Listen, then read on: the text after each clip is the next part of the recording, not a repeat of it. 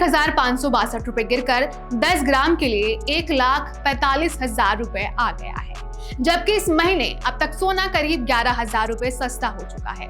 वहीं दूसरी तरफ 1 किलो चांदी की कीमत में आज 257 रुपए की बढ़ोतरी दर्ज की गई है। ऐसे में सवाल उठ रहा है कि आखिर कुछ महीने पहले रिकॉर्ड्स बना रहा सोना अचानक इतना सस्ता कैसे हो गया है, क्योंकि पिछले कुछ दिनों में सोने और चांदी की कीमतों में बड़ी गिरावट देखने को मिली है। खास बात यह है कि जो सोना कुछ महीने पहले रिकॉर्ड ऊंचाई पर पहुंच गया था, वह अब हजारों रुपए सस्ता हो चुका है। ऐसे में लोगों के मन में सवाल उठ रहा है कि आखिर सोने और चांदी के दाम अचानक क्यों गिर रहे हैं? क्या ये खरीदारी का सही समय है और आने वाले दिनों में कीमतें बढ़ेंगी या फिर और गिर सकती हैं?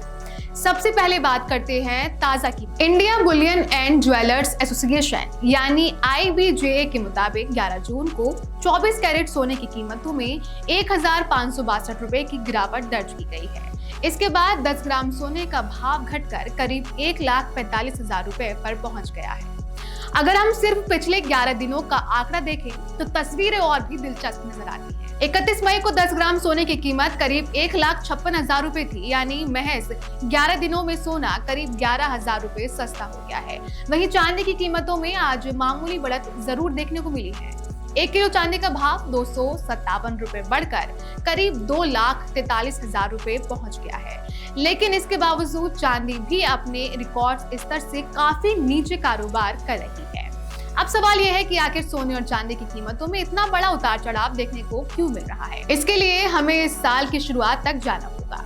31 दिसंबर 2025 को 10 ग्राम सोने की कीमत करीब 1,43,000 रुपए। इसके बाद वैश्विक अनिश्चितताओं, आर्थिक तनाव और निवेशकों की बढ़ती खरीदारी के कारण सोने में जबरदस्त तेजी देखने को मिली। देखते ही देखते 29 जनवरी 2026 को सोना अपने ऑल टाइम हाई यानी करीब 1,76,000 रुपए प्रति ग्राम तक पहुंच गया। उस समय कई विशेषज्ञों का मानना था कि सोना और ऊपर जा सकता है। निवेशकों ने भी बड़ी मात्रा में सोना खरीदना शुरू कर दिया था, लेकिन इसके बाद बाजार की दिशा बदल गई।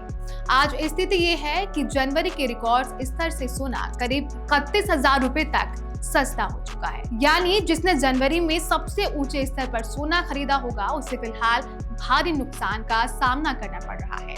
अब चांदी की बात करते हैं। 31 दिसंबर 2025 को 1 किलो चांदी की कीमत करीब 2,30,000 रुपए थी, लेकिन जनवरी के आखिरी तक इससे भी जबरदस्त तेजी आई और 29 जनवरी को चांदी करीब 3,86,000 रुपए प्रति किलो के रिकॉर्ड स्तर पर पहुंच गई।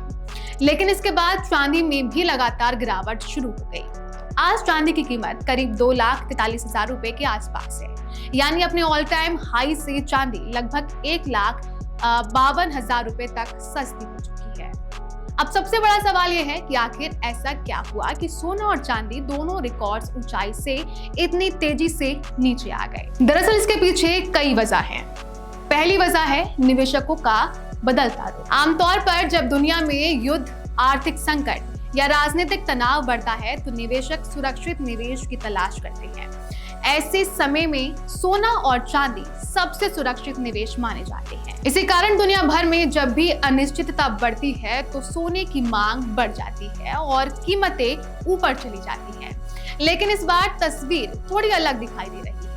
मिडिल ईस्ट में बढ़ते तनाव और वैश्विक आर्थिक चुनौतियों के बीच निवेशकों का एक बड़ा वर्ग अब सोना खरीदने की बजाय नकदी यानी कैश रखना ज्यादा पसंद कर रहा है। विशेषज्ञों का कहना है कि अनिश्चितता के दौर में कई निवेशक चाहते हैं कि उनके पास ज्यादा से ज्यादा लिक्विड फंड यानी तुरंत इस्तेमाल होने वाला पैसा मौजूद रहे। इसी वजह से कई बड़े निवेशकों और फंड्स ने सोने और चांदी की होल्डिंग बेचकर नकदी जुटानी शुरू कर दी है। जब बड़ी मात्रा में सोना और चांदी बाजार में बिकने लगे तो सप्लाई बढ़ गई और कीमतों पर दबाव आ गया। वहीं दूसरी वजह है प्रॉफिट बुकिंग। जब जनवरी में सोना और चांदी रिकॉर्ड स्तर पर पहुंचे थे तब कई निवेशकों को भारी मुनाफा हो रहा था। ऐसे में बड़े निवेशकों ने सोचा कि ये मुनाफा अभी बुक कर लेना चाहिए। उन्होंने ऊंचे दामों पर अपना सोना और चांदी बेचना शुरू कर दिया।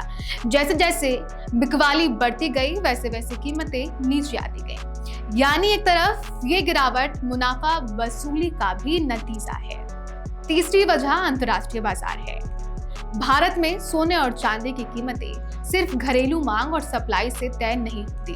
अंतर्राष्ट्रीय बाजार, डॉलर की मजबूती, अमेरिकी ब्याज दरें और केंद्रीय बैंकों की नीतियां भी इन पर बड़ा असर डालती हैं। जब अमेरिकी डॉलर मजबूत होता है तो अक्सर सोने की कीमतों पर दबाव आता है।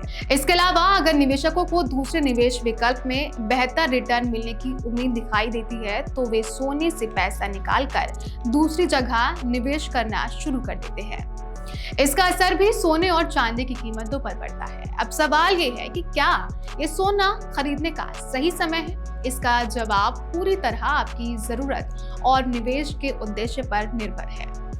अगर आप शादी, त्योहार या व्यक्तिगत उपयोग के लिए सोना खरीदना चाहते हैं तो मौजूदा गिरावट आपके लिए राहत की खबर हो सकती है, क्योंकि कुछ महीने पहले की तुलना में सोना अब काफी सस्ता हो चुका है।